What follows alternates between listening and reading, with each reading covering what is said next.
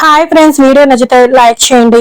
ఇక నక్షత్ర భూమి ఫోన్ తీసుకోవడానికి మెల్లిగా క్రాప్స్ పెట్టుకుంటూ స్పీకర్ బాక్స్ దగ్గరికి వస్తూ ఉండగా అంతలో భూమి ముందు చెప్పిన స్టెప్లు ప్రాక్టీస్ చేయండి, ఆ తర్వాత చూద్దాం రండి అని చెప్పేసి ఇక తను కూడా చెర్రీని తీసుకొని డాన్స్ చేసే దగ్గరికి వస్తూ ఉంటారు. ఇక చెర్రీ అక్కడికి వచ్చి తన ఫోన్ కూడా భూమి ఫోన్ పక్కనే స్పీకర్ బాక్స్ మీద పెట్టేసి డాన్స్ చేస్తూ ఉంటాడు. ఇక భూమి ఇందుకి డాన్స్ నేర్పిస్తూ ఉంటుంది. ఇక అంతలో నక్షత్ర స్పీకర్ బాక్స్ దగ్గరికి వెళ్లి భూమి ఫోన్ అనుకుని చెర్రీ ఫోన్ తీసుకుని వెళ్లి అపూర్వ చేతికిస్తుంది.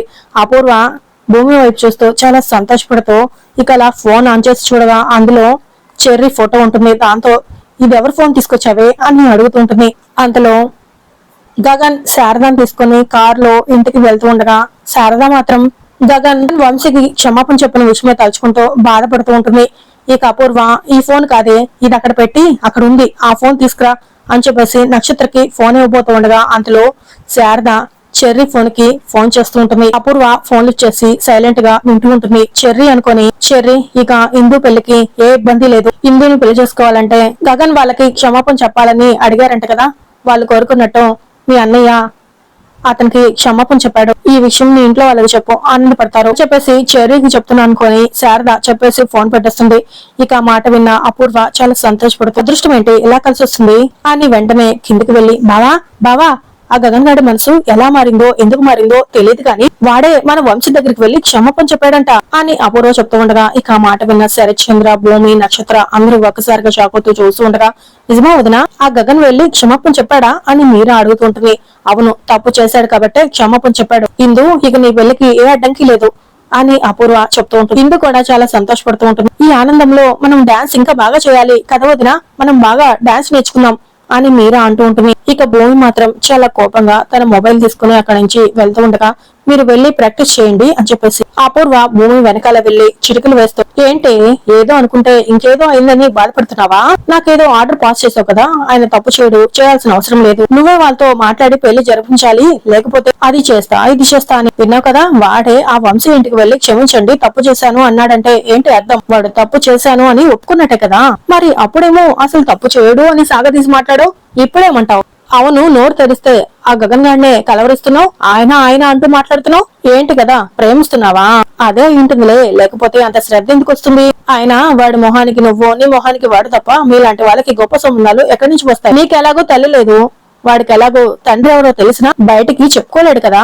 చక్కటి జంట మీకు మీరే కరెక్ట్ అని అంటూ వెటకారంగా మాట్లాడి ఇక అపూర్వ నవ్వుతో అక్కడి నుంచి వెళ్తూ ఉండగా అంతలో భూమి చిటికలు వేస్తూ అపూర్వ దగ్గరికి వెళ్లి గతం మర్చిపోయి మాట్లాడుతున్నావా, వీళ్ళెవరికి తెలియదులే అని మాట్లాడుతున్నావా, నువ్వు సమాధి చేసిన గతం, నీ స్వార్థం కోసం ఒక కుటుంబాన్ని విడతీసిన గతం, చెయ్యని తప్పుకి ఓ భర్త భార్యకి దూరమైన గతం, ఓ బిడ్డ తండ్రికి దూరమైన గతం, నోరు తెరిస్తే ఆయనకి తండ్రి లేడు, తండ్రి ఎవరో తెలియదు అంటావే, ఆయనకు తండ్రి ఎవరో నీకు తెలీదా, నువ్వేం చేస్తే తండ్రిని కూడా ఆయన ద్వేషించే పరిస్థితి వచ్చిందో నీకు తెలీదా, తండ్రే లోకంగా బ్రతికిన ఆ కొడుక్కి తండ్రిని దూరం చేసిన పాపం నీది కాదా, దేవత లాంటి శారద ఆంటీకి భర్త ఉండి లేనట్టు చేసిన దుర్మార్గరాలివి నువ్వు కాదా అని భూమి చాలా కోపంగా అడుగుతుండగా ఇక అపూర్వ షాక్ అయిపోతూ చాలా కంగారు పడుతూ ఏం మాట్లాడుతున్నావు, అసలు వీటన్నిటికీ నాకేం సంబంధం అని అపూర్వ అడుగుతుండగా మాట్లాడతాను, వీటన్నిటి గురించి అడిగే రోజు కూడా వస్తుంది, కార్మికుల మంచి కోసమంటో ఫ్యాక్టరీని కృష్ణప్రసాద్ అంకుల్ తో తగలబెట్టించింది నువ్వు, అమ్మ లోపల ఉన్న విషయం కృష్ణప్రసాద్ అంకుల్ కి తెలియక ఫ్యాక్టరీకి నిప్పు పెడితే ఆయనకి పెళ్ళయి పిల్లలు ఉన్నారని తెలిసిన కారణం నువ్వే అని ఆయన భయపెట్టి మీరా ఆంటీకి ఇచ్చి పెళ్లి చేస్తుంది నువ్వు,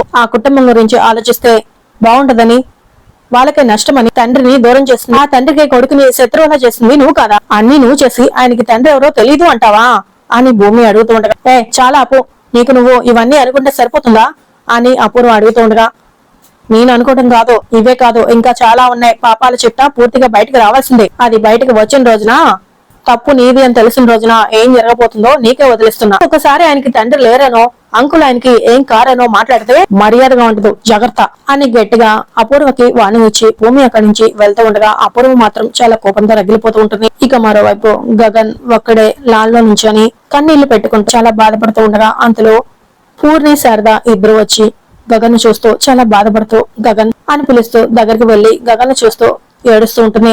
ఏంటమ్మా ఏమైందమ్మా అని అడుగుతుంటాడు. అంతలో భూమి ఈయనపోయి వాడికి క్షమాపణ చెప్పడం ఏంటి, తప్పు అతను చేస్తే ఈయన క్షమాపణ చెప్తాడా అని అనుకుంటూ ఇక చాలా ఆవేశంగా భూమి ఇంటికి వస్తూ ఉంటుంది. అంతలో గగన్ రెండు చేతులు తీసుకొని శారద గట్టిగా ఏడుస్తూ తన రెండు చెంపల మీద కొట్టుకుంటూ ఉండగా అమ్మా ఏంటమ్మా ఇలా చూస్తున్నావు, ఆగమ్మా అని గగన్ చెప్తున్నా కూడా నన్ను కొట్టరా అని కొట్టుకుంటూ శారద ఏడుస్తూ ఉండగా, ఏంటమ్మా ఏం చూస్తున్నావు అని గగన్ అడుగుతుండగా, కొట్టరా, నేను చేసిన తప్పుకి నా చెంపలు పగలగొట్టు అని శారద ఏడుస్తూ ఉండగా, అంతలో అదే సమయానికి భూమి వచ్చి చూస్తూ ఉంటుంది. అమ్మా ఏంటమ్మా నువ్వు తప్పు చేయడం ఏంటి అని అడుగుతూ ఉంటాడు. తప్పేరా, నేను చేసిన తప్పే, నా కోసం ఎన్నో సార్లు ఎన్నో అవమానాలు భరించావు. ఈ రోజు నా కోసం ఆత్మాభిమానాన్ని చంపుకొని వాడికి క్షమాపణ చెప్పావు. ఇలా ఎన్నిసార్లు తలంచుతావు, ఎన్ని అవమానాలు భరిస్తావు. తప్పే, నీతో క్షమాపణ చెప్పించడం తప్పే. కానీ ఆడపిల్లరా, నా కడుపును పుట్టకపోయినా అది నా బిడ్డే అవుతుంది. ఆడబిడ్డ పుట్టింది పుట్టింట్లో అయినా బ్రతకపోయేది అత్తింట్లో. అందుకే ప్రతి ఆడపిల్ల అత్తింటి గురించి కళ్ళ కంటూనే ఉంటుంది. తనకి పెళ్లి జరిగితే రెండు కుటుంబాలు సంతోషపడతాయి. అదే పెళ్లి ఆగిందంటే ఆడపిల్ల జీవితం నరకమవుతుంది. నిందులు మోయాలి, మాటలు పడాలి. అందుకు సాక్ష్యం మీ అమ్మ. వెళ్లిపోయిన మీ నాన్న గురించి ఎవరూ మాట్లాడరు. మనల్ని మాత్రం ఆ రోజు నుంచి ఈ రోజు వరకు మాటలతో వేధిస్తూనే ఉన్నారు కదా.